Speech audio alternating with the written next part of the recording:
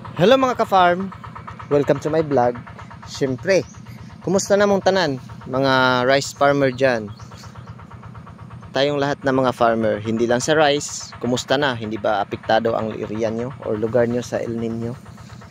Kasi alam nyo ba, ang lugar namin dito ay halos marami ng mga farmer, lalo na sa rice and corn farmer ay apektado sa matinding init. So ngayon, mas sobra pa sa kalahati yung damage. Sobra na sa kalahati yung damage sa mga maisan, yung mga nagtatanim ng mais dahil sa matinding matinding init. Ito nakalusot to ang aking palay dahil ito yung tinaniman ko na 500 square meter na fish pond. Tapos iikot tayo doon mga ka-farm. Ipakita ko sa inyo ang ang fish pond na isa na tinaniman din ng palay na ang variety ay 534. Ang variety nito mga ka-farm is 436. Masarap. Ang 436 ay ay proven ko na talaga sa akin dito. Na-prove ko na talaga at recommendable na dito sa aking farm yung 436. Masarap siya na bigas, lalo na kung masarap siya sa bigas at saka mataas yung kanyang yield. In terms sa yield, okay talaga. Pero sa ngayon mga ka-farm ay siyempre na may napansin kayo, nakitaan ninyo ang hindi naman masyado madami, pero sayang kasi yung pangalawang ori ng damage ng stem borer, ito ang tinatawag na whiteheads or uban. May uban ang palay natin. Oo, tingnan nyo. Namumuting bunga. Yan ay dahilan sa nakapasok at hindi natin naagapan ng yung stem borer. Pero patuloy tayo mga ka-farm. Ang 436 or itong klaseng variety mga ka-farm ay hindi talaga pabitin sa hindi talaga pabitin sa panicol, yield, tapos yung niya mga ka-farm, tapos wala pa itong sakit. Ang kadalasan nakikita ko sa sakit nito is yung brown spot, pero yung brown spot ay pwede lang naman yan, ang kulang yan ay patubig. So okay lang naman din yan mga ka-farm. Tapos itong napapansin natin mga ka-farm, mayroong yung sa dahon niya may mga leaf folder, pero okay na yan, hindi na yan masyado nakaka-apekto dahil palabas na. Mga 70% pa tong lumabas na bunga, kaya nagpapatubig tayo. Madali lang to pinapatubigan dahil ito ay fish pond dati.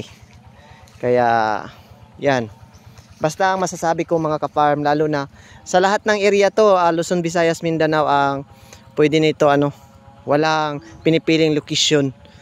Ang palay na ito, masarap na bigas, lalo na tapos yung milling recovery niya mga ka-farm, hindi ka talaga magsisisi. Hindi ito ay putuli na bigas na palay. Basta wag lang masyado tuyong-tuyo yung pagpapabilad nyo ha. Yan. Tapos kapag ugang-uga, tuyong-tuyo, mga i-standby nyo muna na isang araw. Yun, para hindi masyado madami yung putol. Isa or dalawang araw, pwede na yan. So ito ang 500 square meter, 436 ang variety nito mga ka-farm. Yan. Di ba? Hanggang sa pag-harvest, mag-vlog tayo nito dahil alamin natin kung ilang sako ang maibigay sa 500 square meter. Dahil nasukat ko na to mga ka-farm dahil dinagyan ko ito, inistakan ko ito galing sa BFAR na fish pond kasi ito. Nilagyan ko ng tilapia. So dito ay punta tayo dito sa kabilang mga ka-farm. Dito sa isang area. Yan. Ito naman ay ang 534 na variety. Hindi ko pa to natikpan mga ka-farm, pero sigurado na to na mabango siya sa kung lang sa bigas lang ay sure na mabango ito dahil yung aroma niya ay kahit ganyan pa, nandyan pa lang yan mga ka-farm, yung aroma niya ay siyempre ma-feel na natin na mabango dahil talagang sumasalubong sa atin. Diba na, tingnan nyo. Matingnan nyo lang pero hindi nyo maamoy. Pero sa akin dito ay napakabango talaga ang paligid dito mga ka-farm. Kaya nga, nabubulol. Kaya nga sa sobrang bango niya mga ka-farm, hindi maiwasang wala tayong makikitang damages sa gawa ng rat or rodent. Kaya ito mga ka-farm, naglagay tayo ng mga beating station yan para yan sa sa daga. Kaya itong klase na variety mga ka-farm, ang 534 ay hindi ko pa to subok dito mga ka-farm dahil unang-una ko pa lang to na variety na maitanim. At saka i-inform ko kayo kung maganda at masarap ba at talaga ay ang bunga nito. Pero kung sa yield, kapag ito ay dumiretso at walang masyadong damage, kapag ganito kakapal yung niya, syempre mabigyan talaga tayo ng magandang yield. Tapos maintain lang natin yung pagpapatubig. Yung naririnig nyo na kuliglig dyan, nagpapatubig ako. Tapos itong 534 ay hindi tayo mabibitin sa kanyang tillers. Yung tillers ay napaka talaga. Tapos lang to, tingnan nyo mga ka-farm. Yan. Hindi tayo magsisisi na kung tayo ay magtatanim nito. Basta maganda to ang 534. Pero hindi pa tayo masyado. May pero pa kasi hindi pa natin alam at natikman. 100% na ma-recommend ko yung natitikman ko na talaga at nasubukan ko na talaga na at nalalaman ko na kung maganda ba ang yield. So yung doon sa kabila, puntahan na natin guys. Puntahan natin ulit itong sa kabila. Yes. Yan. Ito ang 534. Ay, sorry. Ito ang 436.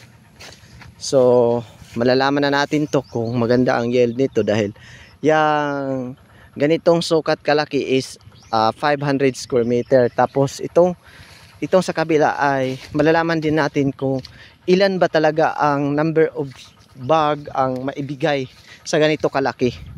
Sa sukat nito is 1,275 square meter. Yan, kung ilan bang bag o sako ang maibigay or ilang kilograms ang maibigay dito sa ating ganitong klase o kalaki na na palay. Basta mga ka-farm, ito yung 436 na variety. Malalaman natin to kung anong resulta kapag mag-harvest na to. Maganda naman kanyang panikol or hohay. Medyo nahuli itong mga ka-farm dahil sinabay ko to sa nabahaang area. Sayang kasi at matindi yung init, sabi ng banta ng ating pag-asa or weather forecast, kaya hindi muna tayo isda. Ginawa muna natin ng palay parang hindi tayo magastuhan sa krudo. So yun lang mga ka-farm, thank you so much. Ito lang muna ang update ko ngayon sa aking munting maliit na farm rice na tanim. Bye everyone, thank you so much for watching.